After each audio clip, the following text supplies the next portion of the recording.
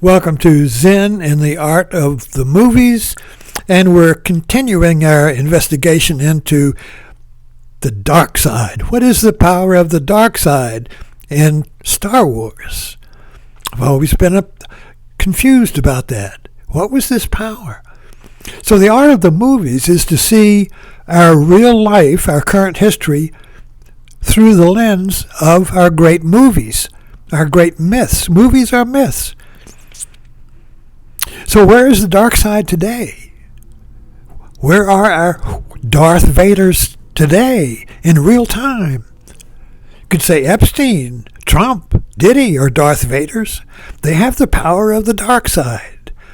They have the power of charisma to attract, like a magnet attracts iron filings. And when you put a magnet under a paper and sprinkle iron filings on it, the patterns will form a story, a narrative.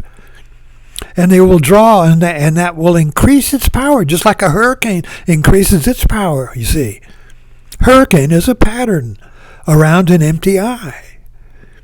Is that empty eye the dark side? Is the eye of the hurricane the dark side that attracts power? The hurricane attracts all the winds in the ocean. All the little winds come rushing into the circular vortex of the hurricane. Wah, wah, wah, wah. And all the little winds feel the power. And they all say, "Oh, how great I am. I was just a little breeze, but now I'm a Category 5 hurricane. Oh my God, I love it, I love it, I love it." You see, wah, wah, wah, wah. The rush of the power of the little breeze who becomes a hurricane by what? By giving up its willpower, by giving up its identity, by giving up its reason. All you have to do is give up your reason, give up your independence, and you'll become strong like a MAGA hurricane. Wah, wah, wah, wah. You see? We need metaphors. You need stories to understand the data that we're drowning in, you see. We're drowning in information pouring in from all sides. So we need movies, and we need historical narratives, like the narratives of MAGA and Trump, or the narratives of the liberals, you see. It's all these narratives or myths or stories that hold together the information and keep us from drowning in data. Drowning in data is like being in a whiteout. Have you ever been in a whiteout? It's snowing and you're going along. I used to be up in Cleveland. And you could be in a whiteout before you know it, and it's terrifying. When you're in a whiteout, there are no boundaries. There's no edge. Everything is just white. You don't know where you are. It's like falling in space. It's like being free from gravity. Suddenly you don't know. Another whiteout would be when you're driving and you get lost in thought and you're going someplace new, you're not sure, but you have a map, you know where you're going, and you get lost in thought. Suddenly you come to and you have no fucking idea where you are. Oh my, I'm lost in space. I'm lost in data. Everything is just data. Trees, I don't recognize anything. There's no narrative to hold it together. I've lost my map. I've lost my story. I don't have no idea where I am. Have I gone too far? Not far enough? And then you see a little gas station. Oh, I recognize that. And suddenly your story fits into place. Suddenly your map is organized and reorganized on that one little piece of data that is familiar, and you know where you are. Now, I know where I am.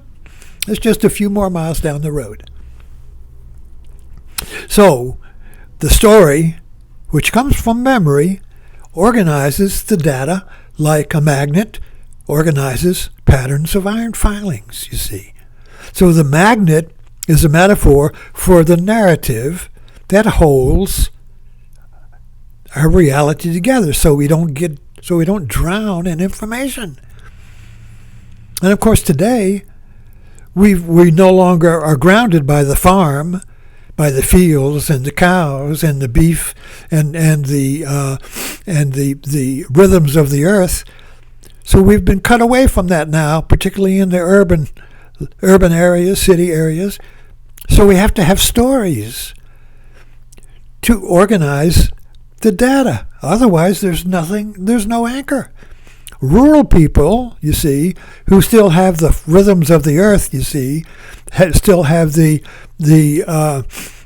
seasons, the farming, the rhythms of the earth, you see, have that anchor, and they're afraid of losing it to the data storms of the urban civilization, you see. So the rural people cling to their story, which is MAGA, you see. They're still lost in a story. So, getting back to our dark side, what is the power of the dark side? And looking at our movie, I was just thinking about Clint Eastwood. The power of Clint Eastwood is that he is the power of the light side. The power of the light side is always against the power of the dark side. James Bond has a license to kill. He is beyond morality. He is beyond good and evil. But the villain also has the license to kill, but he's trapped by his own hubris. He's trapped by his own ego, his expanding storm of the ego. He's a hurricane trapped by his story of me. The villain is a hurricane, category 5, 6, destroying the world, who is fixed and obsessed by the story of me. So the villain is a story of me gone wild, you see. Where his opponent is a James Bond character who also is free from the good and evil, free from morality. But he doesn't have an ego. He has, like James Bond, is loyal to the Queen. So it's the Queen that keeps James Bond grounded.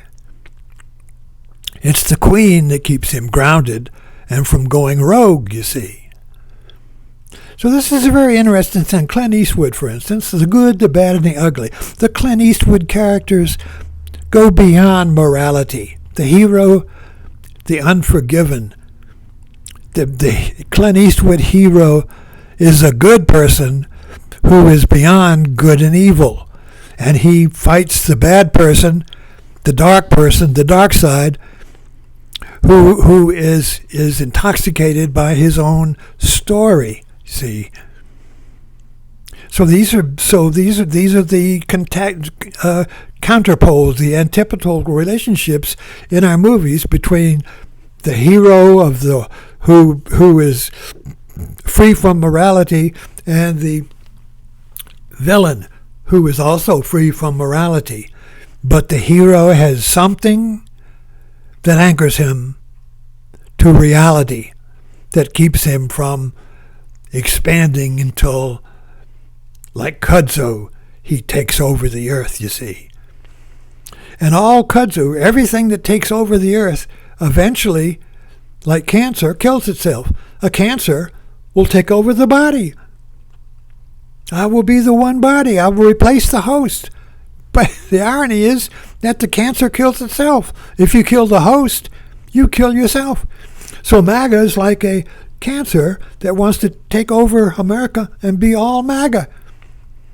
But it will destroy itself, because if you destroy